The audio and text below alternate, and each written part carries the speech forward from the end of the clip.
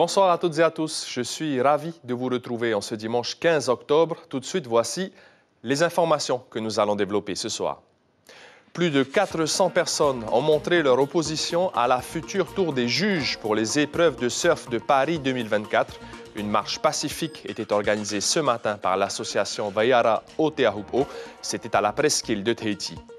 4e commission de l'ONU, orientation budgétaire, protection sociale généralisée ou encore ambition touristique. Les chantiers sont nombreux pour l'exécutif polynésien.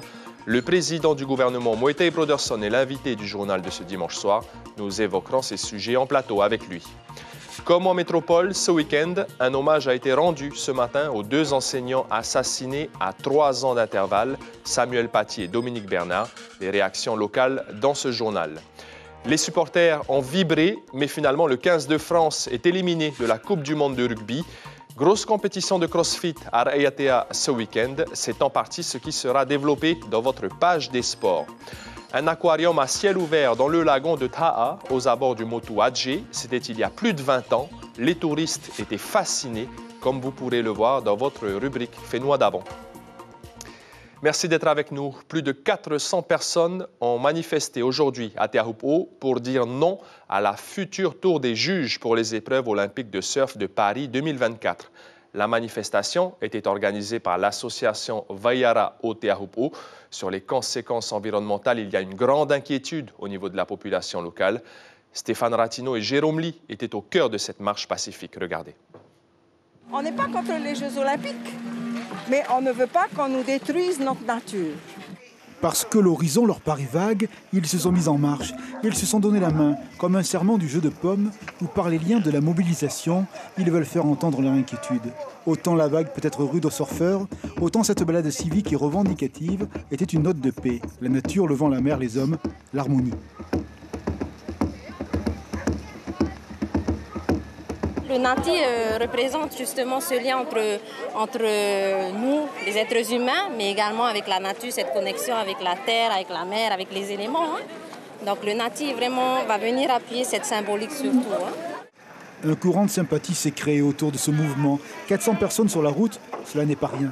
L'objet principal de l'inquiétude, la construction à venir d'une tour avec ses piliers, ses forages dans le récif. La peur que la vague, dont la trajectoire fut façonnée durant des années, ne soit désormais déboussolée.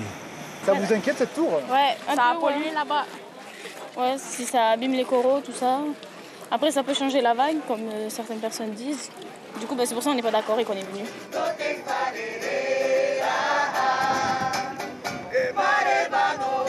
Vous le voyez, c'est une grande communion, toutes les conditions, tous les âges, toutes les corporations pour parler de cette vague qui est ici un élément identitaire fort, un élément de passion, un élément de partage. Et vous le voyez, les surfeurs évidemment sont venus et ce soir ils ont du vent dans les cheveux parce qu'il y a vraiment beaucoup de monde, ce qui appelle peut-être à d'autres mobilisations. Ça fait mal et tous les jours, tu sens que la population a le dos lourd et que ça nous pèse tout ça, surtout pour 4 jours de compétition, ils sont que 40 athlètes. C'est beaucoup pour peu, et beaucoup de sacrifices, du tarot à notre récif cassé tous les jours, aux rivières pleines d'huile, alors que nos enfants, ils baignent tous les week-ends dans la rivière, tous les jours, ça devient trop. Aujourd'hui, les manifestants ont créé du lien, des liens de sang, comme des frères d'armes. Car la mère OPK0 a réellement du cœur, d'ailleurs, ils en auscultent tous les jours, son âme. Et demain, l'association Vayara Aoteahupo rencontre la ministre des Sports. Nous sommes avec notre invité, Moetai Broderson. Bonsoir. Yorana. Merci d'avoir accepté notre invitation. Une première réaction à l'opposition de la population à cette fameuse tour des juges qui fait polémique à Teahupo'o. Aujourd'hui, on a bien compris, c'est impossible de faire marche arrière, mais est-ce que vous comprenez les inquiétudes rapidement? Bien sûr, je les comprends et je les partage évidemment. On est tous préoccupés par l'environnement, particulièrement dans un spot aussi extraordinaire que Teahupo'o, aussi fort historiquement et symboliquement. Maintenant, comme vous le dites, on ne peut pas faire marche arrière. Cette tour des juges telle qu'elle a été conçue, c'est une exigence du comité olympique. Sans cette tour, il n'y a pas de Jeux olympiques et nous allons tout de même devoir payer si nous refusons de tenir les Jeux olympiques pour ceux qui prendront la place de Tahiti. Mais vous gardez un œil attentif là-dessus, mais Sur le sujet de l'ONU, pour la première fois en 10 ans, les discussions avec le représentant permanent de la France ont eu lieu. C'est une victoire pour vous, hein, vous l'avez dit vous-même, car le dialogue est rétabli. Et maintenant, qu'est-ce qui va se passer? Quelle suite? Maintenant, on va entamer les discussions. Je devais d'ailleurs me rendre à Paris le 20 octobre. Là, mais bon, ça ne va pas être possible avec la session budgétaire qui s'entame pour en discuter avec le président Macron. Mais c'est des discussions qui vont se mener au plus haut niveau, donc avec le président de la République, avec les différents ministres, de manière à tout simplement expliquer à l'État que nous voulons que ce dialogue continue. Mais la France a demandé la désinscription, donc on est encore loin d'un éventuel référendum d'autodétermination, d'un processus d'indépendance. Vous estimez que ce ne sera pas avant au moins 10 ans. Est-ce que vous avez toujours cet objectif tout de même en tête? Bien sûr, je ne suis pas devenu autonomiste en quelques mois.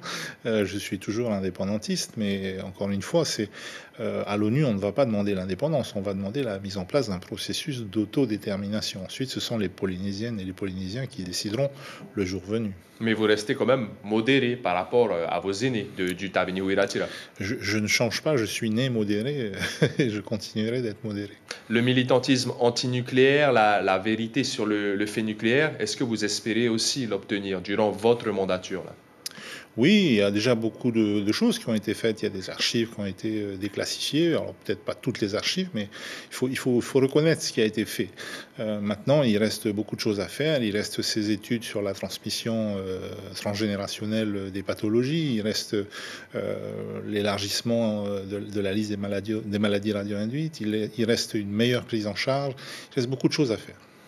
Le combat antinucléaire du Tavenyuhiratura et des pétitionnaires. On en parle avec Hinamoeura Morgan Cross qui va recevoir le 28 novembre prochain à New York une distinction de l'ONU pour récompenser son militantisme. Ce sera pendant les discussions sur le traité d'abolition des armes nucléaires. On écoute sa réaction au micro de Heidi Enko. C'est la reconnaissance du travail que j'ai pu effectuer depuis maintenant 5 ans. Et après, en allant plus loin, c'est dans la continuité de tous ceux qui ont milité avant moi.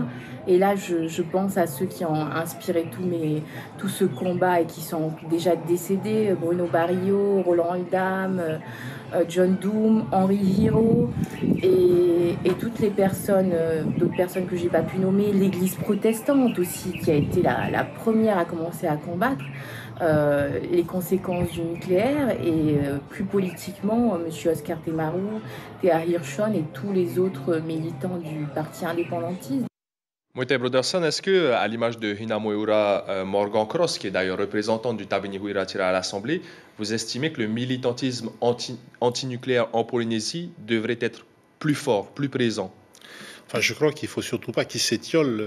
C'est jamais évident de maintenir un combat comme celui-là dans le temps, puisque si vous regardez la plupart de nos enfants aujourd'hui, ils sont nés après la fin des essais nucléaires. C'est une période qu'ils n'ont pas connue.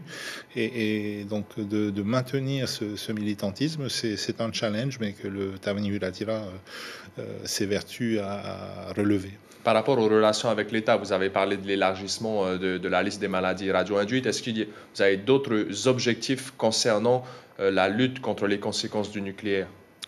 Oui, il y a, vous savez, ce courrier que j'avais en tant que député envoyé donc au président de la République pour une dépollution totale de Montrouroy. Il y a encore des déchets nucléaires qui sont enfouis dans le sol de Montrouroy et il y en a qui sont déposés dans le lagon de Montrouroy. Nous voulons tout de même que ces déchets soient retirés. Est-ce que c'est délicat tout de même quand on est un territoire autonome, qu'on doit traiter avec la France, de parler de sujets qui fâchent avec l'exécutif parisien? Non, moi je ne conçois pas ça en termes de sujets qui fâchent ou qui ne fâchent pas. Il y a des choses qu'on doit se dire, on est des adultes responsables, on n'est pas toujours d'accord, mais tant qu'on discute, tout va bien. Et vous estimez que la France est attentive à votre discours? Je pense que la France ne peut pas ne pas être attentive. Il y a dans le Pacifique un large consensus autour de l'abolition du nucléaire. Nous serons bientôt au Forum des îles du Pacifique. Ce seront des sujets qui reviendront sur la table. Donc, quand on veut avoir une vraie stratégie indo-pacifique, on ne peut pas occulter cet aspect-là de notre histoire. Le président de l'Assemblée de Polynésie, Anthony Géros, était à cette même place il il y a quelques jours, vice-président du Tavini Huiratira. Il a parlé d'un courant juvénile au sein du Tavini Huiratira. Vous incarnez un petit peu ce courant juvénile avec aussi les deux jeunes députés.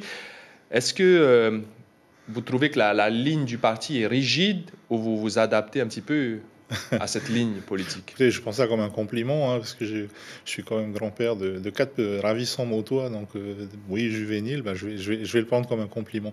Non, je pense qu'il y a dans tout parti politique, au bout d'un moment, le Tavini Huiratira, il est né en 1977, c'est un parti qui est... aujourd'hui porte le poids de l'âge. Il y a forcément des courants différents qui s'expriment. La grande force du Tavini Huiratira, c'est que, quand bien même on n'est pas forcément tout à fait d'accord, eh bien la discussion s'opère. Il n'y a personne qui est chassé du parti, personne n'est exclu. Voilà. Nous reviendrons avec vous, Moïté Broderson. Merci pour ces premières réponses. 600 000 touristes par an en Polynésie, c'est votre objectif, Monsieur le Président. L'an dernier, le Fénois a accueilli un peu plus de 230 000 visiteurs. Le projet Village tahitien a été relancé avec des investisseurs locaux. Et justement, ce sont des chefs d'entreprise dont le pays a besoin. Focus ce soir sur ces entrepreneurs avec Natacha Silagi et Patrick Tsinsing.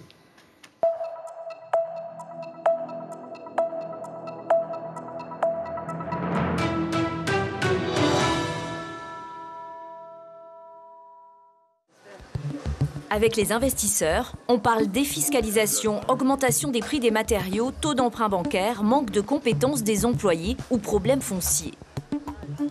Ces deux associés dans la case petits investisseurs dans le secteur touristique ont 2 projets. Transformer le restaurant Bloody Mary's de Bora Bora en hôtel sur l'eau, 5 milliards d'investissements, et la construction d'un hôtel 5 étoiles de 75 chambres à Ta'a. C'est très ambitieux. Mais si on n'est pas ambitieux, on fait rien. Mais l'ambition a un coût. 200 millions dépensés dans des bureaux d'études pour valider un projet, des défiscalisations trop longues à obtenir. Pendant ce temps, les factures s'allongent, car les prix des matériaux ont augmenté et les taux d'emprunt à la banque aussi. Arriver au financement des projets, ça prend 3 ans pour aller jusque-là. Et entre-temps, la conjoncture peut changer. On l'a vu avec le Covid. Dans l'entreprojet, le prix de l'entreprojet sur Bora Bora a été augmenté de 1 milliard sur un prix au départ de 3,5 milliards. Rien qu'avec l'augmentation des matériaux, Rien qu'avec l'augmentation des matériaux.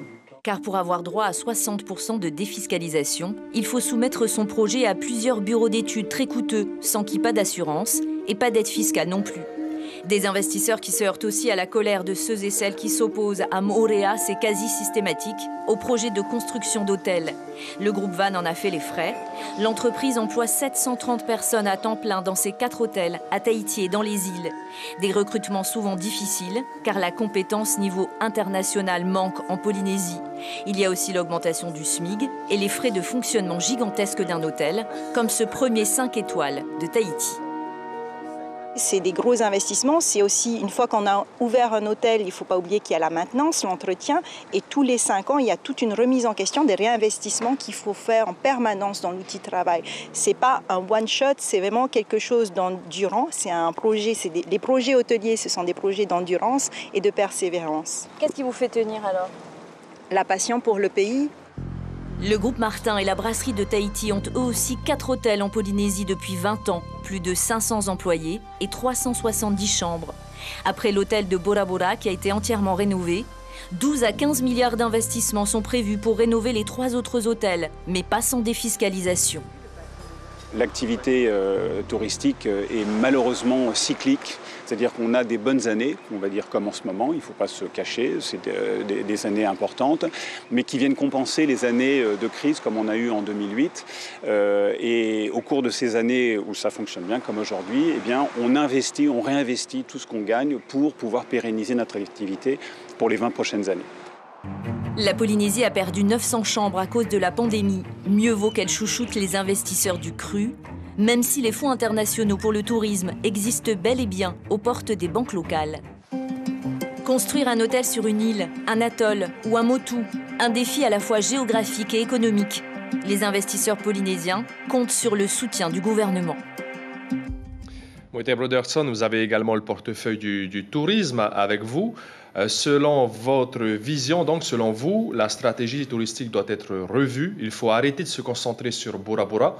Quelle est votre vision dans ces cas-là? Notre vision, elle est assez simple, c'est de dire qu'au Raromate, il y a d'autres îles qui sont magnifiques. Alors, je vais être un peu chauvin, je vais parler de Gohiné. Vous avez 2 sites extraordinaires à Gohiné, celui de l'ancien hôtel Sofitel et celui du Hanaïti, qui appartiennent tous les deux au pays aujourd'hui. Nous avons à ce jour plus d'une dizaine d'investisseurs internationaux qui sont intéressés par ces sites, et ce sont des investisseurs qui ne demandent pas de défisque. Donc vous voyez, il y a plusieurs types d'investisseurs. Je comprends tout à fait que les investisseurs locaux, et il faut les saluer, il faut saluer leur persévérance, leur obstination à maintenir l'activité touristique et à investir dans ce pays.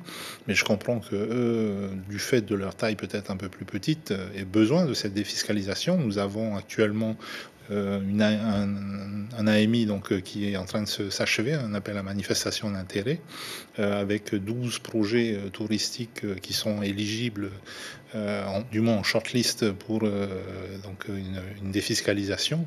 Donc c'est un dispositif qui est maintenu, qu'on essaye de gérer le mieux possible. Et il faut essayer de faire, selon vous, donc, sans défiscalisation. Non, ce que je veux dire, c'est qu'il y a certains investisseurs qui, aujourd'hui, ne demandent pas, qui n'en ont pas besoin. D'autres en ont besoin, les deux existent.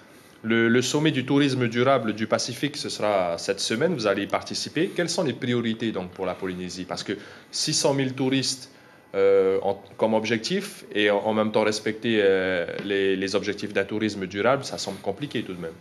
Ce n'est pas compliqué si on distribue bien ce tourisme sur l'ensemble de nos archipels. Aujourd'hui, je ne cesse de le répéter, on a une hyper-concentration de notre tourisme sur un archipel, celui des îles Soulouan, avec une destination, Bora Bora. 70% donc il faut créer plus de structures hôtelières, si possible des structures de moyenne et de petite hôtellerie dans les archipels, puisque dans nos archipels éloignés, on voit bien que les populations ne sont pas forcément favorables aux grands hôtels. Prenez une île comme Reivavel, les gens de Reivavel ne veulent pas d'hôtel. Les billets d'avion aussi à prendre en compte, qui sont chers. Alors les billets d'avion, oui, on a aujourd'hui 2 compagnies aériennes domestiques qui concourent à faire baisser les prix. Il faut que ça continue comme ça. Je ne dis pas qu'il faut une guerre des prix, il faut que la guerre des prix s'arrête, mais il faut qu'on ait de la concurrence dans le domaine de l'aérien domestique pour permettre un développement serein. Le sujet est important, mais je vais vous demander d'être concis, Monsieur le Président. Le pays emprunte près de 9 milliards pour 2024 auprès de l'AFL, l'AFD, auprès des banques locales. Il y a le remboursement du prêt garanti par l'État, la dette du pays à équilibrer. Est-ce qu'aujourd'hui, vous estimez quand même que vous êtes bloqué au niveau financier par les choix de l'ancien gouvernement? On est parfois gêné, parfois surpris effectivement de certaines décisions qui sont lourdes de conséquences. Je vais prendre le village tahitien, on parlait du tourisme. Le village tahitien, si on le mène suivant les termes qui ont été négociés, ou je ne sais pas s'ils ont réellement été négociés par le précédent gouvernement, c'est 42 milliards de dépenses publiques. Ça me paraît déraisonnable. Donc j'ai besoin d'avoir une discussion avec les lauréats pour redéfinir avec eux, on va dire, le contour et le périmètre de ce qu'on peut faire. Quand est-ce que vous estimez que vous aurez plus de marge de manœuvre à ce moment-là pour la mise en place de vos projets plus mesurés? Écoutez, on doit déjà avoir, sur l'année 2024, comme je l'ai déjà dit, cette grande discussion sur la réforme à la fois de la fiscalité et des comptes sociaux. Nous avons potentiellement, je dirais, un obstacle majeur qui est celui de l'évolution exponentielle des dépenses de santé. Si on ne fait rien, dans les années qui viennent, on va dépenser 70% de notre budget. Donc 70% de la fiscalité, tout simplement à soigner des gens malades. Donc il vaut mieux peut-être se poser un peu, réfléchir et chercher à des moyens pour que nous soyons moins malades et en meilleure santé. Merci beaucoup, Monsieur le Président du pays, d'avoir accepté notre invitation. On rappelle donc que vous allez participer au sommet du tourisme durable du Pacifique la semaine à venir. Merci beaucoup. Maruru. Le ministre de l'Économie, du Budget et des Finances en charge des énergies, Tevaïti Pomare, sera l'invité café demain matin en radio. Il répondra aux questions d'Ibrahim Ahmed Azi en français. Pour la partie en langue tahitienne, Carlos Natua sera en interview avec le conseiller technique du ministre, Warren Dexter. Un hommage en comité restreint ce matin, avenue Pouvan 1 à Oopa. Le syndicat UNSA Éducation a tenu à saluer la mémoire de Samuel Paty et de Dominique Bernard, 2 enseignants assassinés à 3 ans d'intervalle par des fanatiques religieux. Une mobilisation pour dire non à l'intolérance, soutenue par une représentante de l'État, Caroline Fari et Mélissa Chong. Tant que la lumière de la connaissance brillera, les ténèbres de l'obscurantisme, du fanatisme et du terrorisme ne vaincront pas. Le recueillement à 20 000 km des attaques, le corps enseignant polynésien solidaire du sacrifice de Samuel Paty et Dominique Bernard, 2 enseignants assassinés pour des valeurs jugées trop humanistes. C'est un petit hommage à ces collègues qui sont morts pour avoir défendu des principes, des valeurs telles que la tolérance, la paix, les valeurs de la République, l'égalité, fraternité. Nous sommes bien sûr tristes, endeuillés. Nous souhaitons que ces choses n'allaient pas jusqu'en Polynésie française. Et nous sommes de tout cœur avec nos collègues de métropole et d'Arras. Un hommage confidentiel mais non moins émouvant en présence d'une représentante de l'État prête à soutenir les valeurs démocratiques. Encore une fois, l'école a été frappée en plein cœur, l'école de la République. Et c'était très important pour nous de témoigner notre soutien et notre solidarité envers la communauté enseignante, puis aussi envers toute la communauté éducative et les élèves, pour leur dire que l'État était là et toujours là.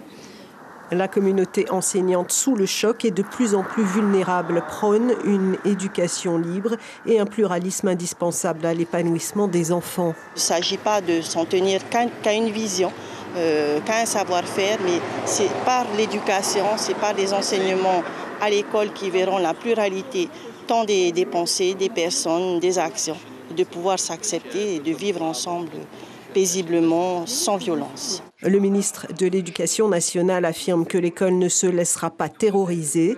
Une minute de silence sera observée lundi dans tous les collèges et lycées de France.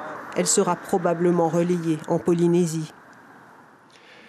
Et comme tous les dimanches soirs, place désormais à notre page sportive. C'est l'heure de votre tour au sport.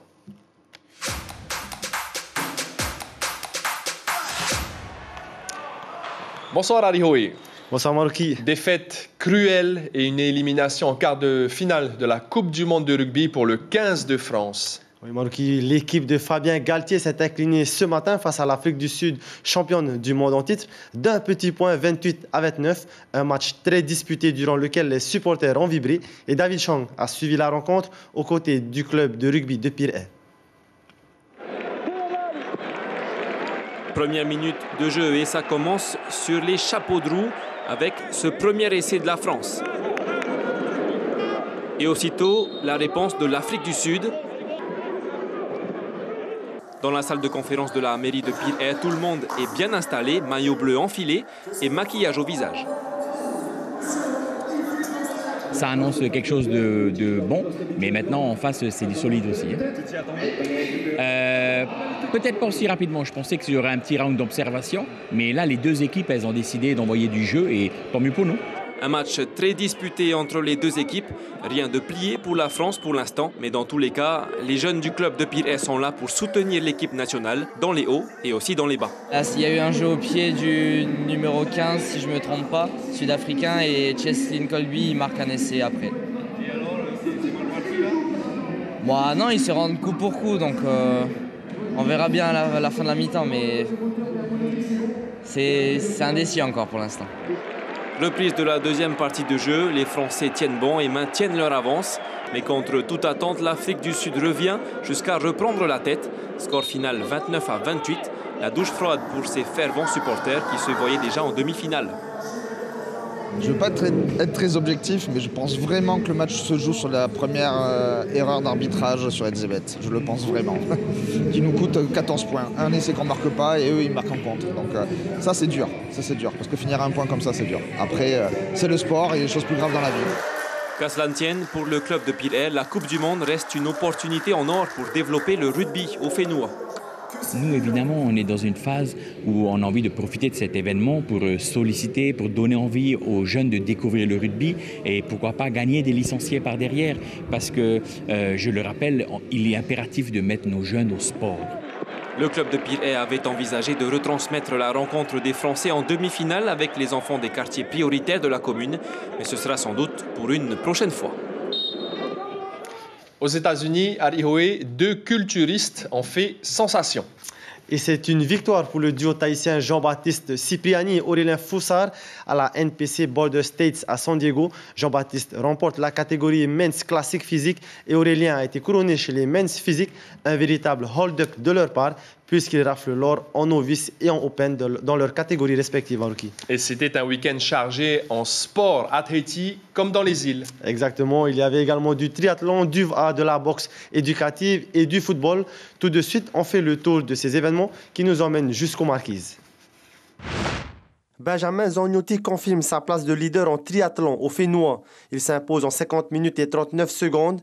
Il est donc sacré champion de Polynésie de triathlon double XS, discipline dans laquelle il représentera Tahiti aux Jeux du Pacifique.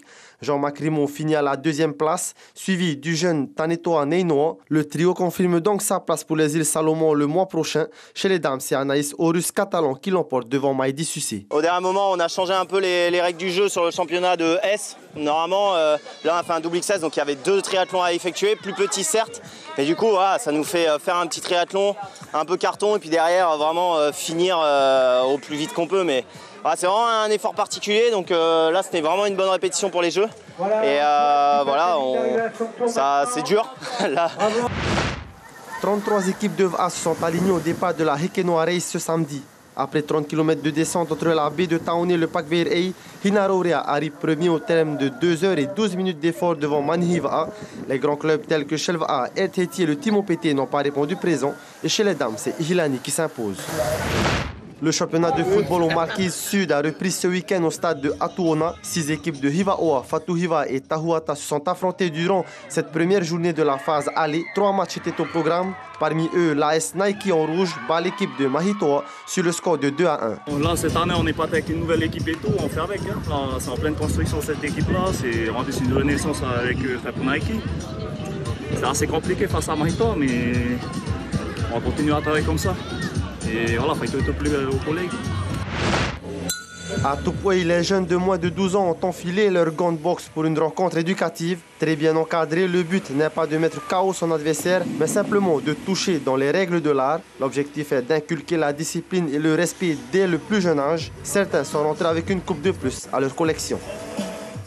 Toujours dans les îles, mais cette fois à Ayatea, les Raromat A Games ont réuni plus d'une centaine de participants. Parmi les nombreuses activités proposées, il y avait du crossfit et du MMA. L'objectif était basé sur la performance, mais aussi sur la prévention contre la délinquance des jeunes au Raromat A. On écoute Rihanna Ponsi, participante, et Manouari Edmoun, l'organisateur de l'événement au micro de Hitimanaki. C'est des mois de préparation, puisque le crossfit, ça allie le cardio, l'haltérophilie et la gym. Du coup, il faut être complet sur les 3 disciplines pour pouvoir prétendre faire justement la catégorie RX. C'est une catégorie, on va dire, élite. Le message que l'on souhaite promouvoir et mettre en avant quand on a organisé cette organisation-là, cet événement, c'est de justement proposer aux jeunes un cadre et un champ des possibles pour se défouler, pour pouvoir s'exprimer. Focus désormais à Rihoé sur les Jeux du Pacifique. Exact, à quelques semaines de la compétition qui aura lieu aux îles Salomon du 11 novembre au 5 décembre. Gros plan ce soir sur la sélection tahitienne de natation. Les athlètes sont à l'eau quasiment tous les matins à 5 heures pour être fin prêts et ramener le plus de médailles possible. Le reportage de David Chong. Voici les visages de ceux qui représenteront Tahiti aux Jeux du Pacifique. Ils ont une moyenne d'âge de 16 ans et ils sont fougueux. Naël Roux est très à l'aise sur les grandes distances. Il a réalisé ses temps qualificatifs aux 1500 mètres, aux 400 mètres nage libre et aux 4x4 nage. L'objectif, c'est être le nageur le plus titré des Jeux du Pacifique. Déjà une belle expérience de vie et une belle expérience sportive. Et c'est ce qui va me faire... passer de nageur à Tahiti à nageur professionnel.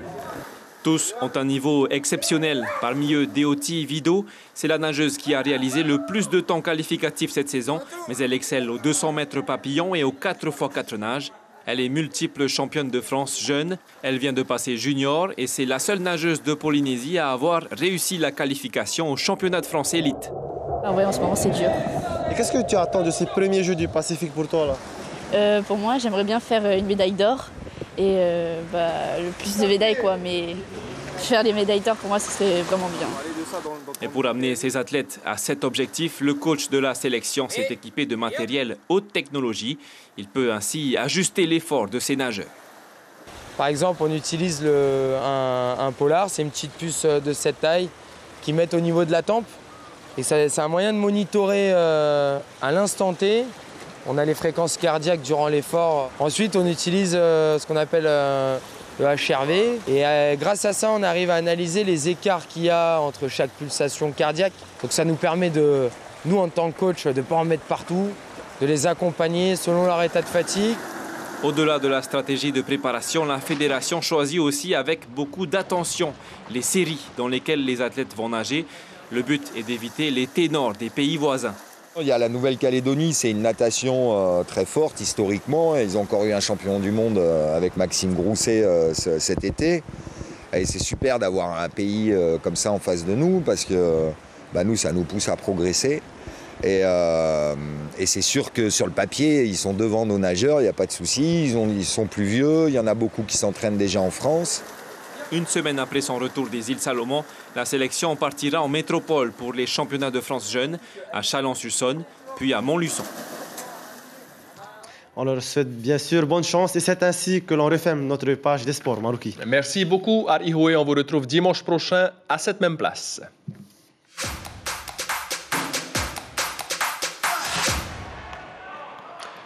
Un parc à poissons, véritable aquarium. C'était une attraction touristique dans les années 2000 sur le Motu Adjé à Ta'a. On ouvre le tiroir des archives avec Nathalie Rougeau pour votre Fénois d'avant.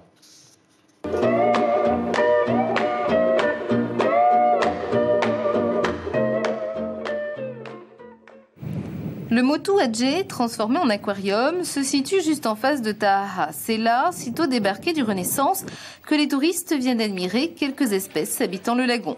D'autres visiteurs de passage ne repartent pas non plus de cette île encore sauvage, sans un détour par ce parc à poissons. Nous avons vu toutes sortes de poissons plus intéressants les uns que les autres, des raies notamment, dont une raie léopard et des pastenagues, des poissons du lagon. Nous avons vu notamment des napoléons, des carangues bleues, des perches et puis quelques requins qui sont très sympathiques, mais il vaut mieux éviter peut-être d'aller voir trop près. Quand on plonge, on les voit pas forcément. Là, ils sont tout près, là, presque super accessibles, c'est bien. On peut nager avec, etc. Et on pouvait toucher les raies tout à l'heure. D'accord, donc une belle expérience pour toi là. Très, très bonne. Ce qui plaît, on l'aura compris, c'est le contact physique avec ces espèces, mais aussi les conseils pédagogiques prodigués par le propriétaire des lieux. Quand il y a des gens qui viennent en Polynésie, c'est plutôt regarder les poissons et tout. On leur montre toujours des bons poissons, des couleurs de coraux, etc. quoi. Mais on ne leur montre jamais ce que peut faire un poisson-pierre, bien un 7 doigts, ou bien un tétrodon, des murènes. C'est plutôt ça que je montre, quoi. Depuis l'ouverture de son exploitation il y a un an, le gérant se jette tous les jours à l'eau. Les touristes, eux, ont bien mordu à l'hameçon. Tous repartent la tête pleine de couleurs et de connaissances sur la vie, mais aussi sur les dangers du lagon. L'information principale de ce dimanche soir, c'est cette marche pacifique organisée par l'association Vaiara Oteahupo. Plus de 400 personnes ont montré leur opposition à la future tour des juges construite pour les épreuves olympiques de surf de Paris 2024. Les conséquences environnementales inquiètent fortement la population locale. Sur vos écrans, ce soir, Polynésie la Première vous propose, juste après le Tarena Maohi, le film d'action Le Vétéran avec Liam Neeson, puis 2 épisodes de la série This Is Us. Dans l'actualité de la semaine à venir, c'est demain que s'ouvre le sommet du tourisme durable du Pacifique à l'hôtel Hilton de Fa'a. Mardi, il y aura un exercice plan hors sec maritime au ComSub de Haroué. Et puis jeudi, ouverture du 23e Salon du Livre à la Maison de la Culture. Ce sera jusqu'à dimanche. À la une du quotidien Tahiti Info, demain, lundi 16 octobre, le tournant de la rigueur. C'était un plaisir de vous accompagner tout au long de ce week-end. Merci pour votre fidélité aux antennes de Polynésie la Première. On se quitte sur des images d'une baleine et de son baleineau à Huahine, à quelques mètres du quai de Faré. Passez une excellente soirée et prenez bien soin de vous.